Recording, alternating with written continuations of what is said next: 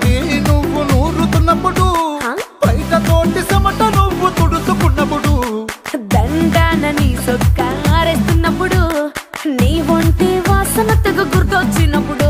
రెండు చేతులెత్తి చుట్టూ మలిసినప్పుడు జండు కత్తుకొని పడుకున్నప్పుడు అలసిపోయి నువ్వు ఆవలించినప్పుడు వచ్చుండై ఫీలింగ్స్ వచ్చి వచ్చి చంపేస్తుండై